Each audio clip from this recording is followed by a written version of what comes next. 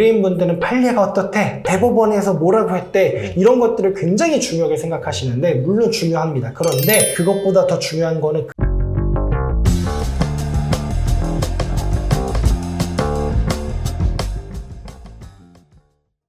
네, 안녕하세요. 형사전문 변호사 용성호 김은찬 변호사입니다. 오늘은 좀 재밌는 주제, 그리고 여러분들께서 그래요? 라고 생각할 만한 주제입니다. 중요한 건 판례가 아닙니다. 라는 제목으로 한번 말씀 좀 나눠보도록 하겠습니다. 고객분들이 요즘에는 그 판례를 되게 많이 찾아오세요. 그렇죠. 판결을 찾는 게 예전보다 쉬워졌다 보니까 본인이 보셨을 때 이거는 나랑 비슷한 것 같아 싶은 판결문을 많이 가져오기도 하고, 특히나 요즘에 블로그나 법무법인에서 이제 광고라든가 이럴 때 할 때 판결문 같은 걸 많이 업로드 놓기도 하다 보니까 그걸 보고 이거 내 사건과 똑같은데 그럼 나도 이렇게 될 수 있는 거 아닌가 라고 해서 판결문을 가져오시는 경우들이 있는데, 사실은 그거는 중요하지 않은 경우가, 정확히 말하면은 아주 불완전한 경우가 되게 많은 것 같아요. 그렇죠.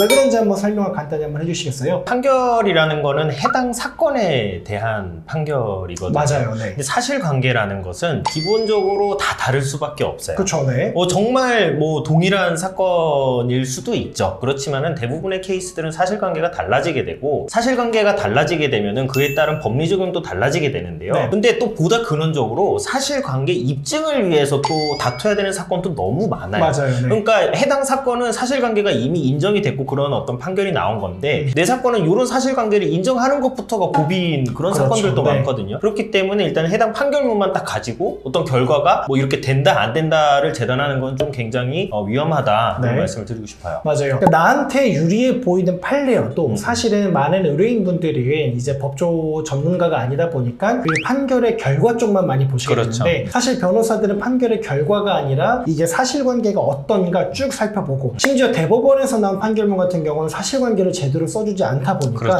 저희가 그 판결문 찾아가지고 2심, 1심 것까지 다 찾아가서 원래 사실관계가 뭐였나 이것까지 찾아보고, 요런 사실관계 하에서는 요런 결론이 나오는구나, 반대로 요런 사실관계가 아니다라고 한다면 한두 개만 사실관계가 흐트러져도 같은 결론이 나오지 않는다라는 거에 분명히 이해를 하셔야 되는데, 사실은 그런 부분들을 잘 인지하지 못하다 보니까 결과만 보고 오신 경우들이 되게 많으신 것 같아요. 그리고 판결문을 볼 때 그런 관점의 차이도 있는 것 같아요. 사실관계가 다르더라도 이 사실관계 포섭시킬 수 있는 판결문들이 많이 있거든요. 쟁점에 좀 포커싱을 해서 가야 되는데, 사실 그런 쟁점을 찾아내는 것 자체가 좀 변호사들이 이제 하는 일이고, 일반인 분들은 좀 하기가 어려운 게 현실이죠. 사실이죠. 맞습니다. 그래서 의뢰인분들이 오셔서 그런 분들 되게 많으세요. 판결문 같은 거 막 보여주시면서, 변호사님 이거 보면은 이거 유죄 나왔는데 저도 고소하면은 유죄 판결 받게 할 수 있나요? 이런 경우도 되게 많고, 혹은 전화 주셔서 그런 경우들도 있어요. 변호사님, 상대방이 저에게 대해서 욕설과 모욕적인 언사를 했습니다. 이거 모욕 되나요? 알 수가 없죠. 왜냐면 모욕과 명예훼손이라는 거는 구체적으로 어떤 말을 했는지 이게 중요한 건데, 이제 사실관계는 중요하지 않고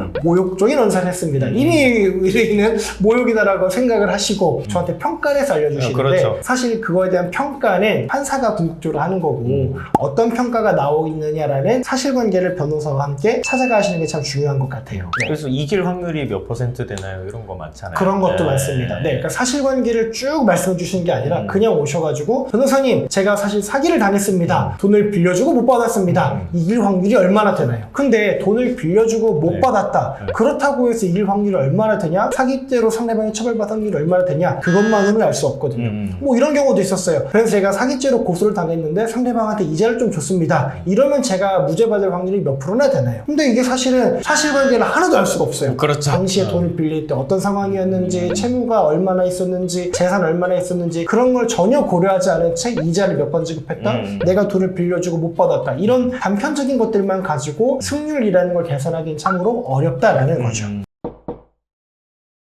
오늘 영상을 좀 한번 마무리 지어볼게요. 많은 분들은요, 의뢰인분들은 판례가 어떻대? 대법원에서 뭐라고 했대? 이런 것들을 굉장히 중요하게 생각하시는데 물론 중요합니다. 그런데 그것보다 더 중요한 거는 그러한 판례와 그런 법리가 어떠한 사실관계 위에서 진행이 되고 나왔는지 이것까지 꼼꼼히 분석을 하셔야 되고, 그런 것들에 대한 분석을 하는 게 바로 변호사의 역할이라고 할 수 있습니다. 그래서 여러분들께서도 판례 찾아보실 때 결과만 찾아보지 마시고 그러한 판례가 어떤 사실관계 위에서 나온 결과인지까지 꼼꼼히 검토해 보셨으면 좋겠습니다. 관련해서 궁금한 점 있으시면요, 댓글 남겨주시면 답변 드리도록 하겠습니다. 고맙습니다. 감사합니다.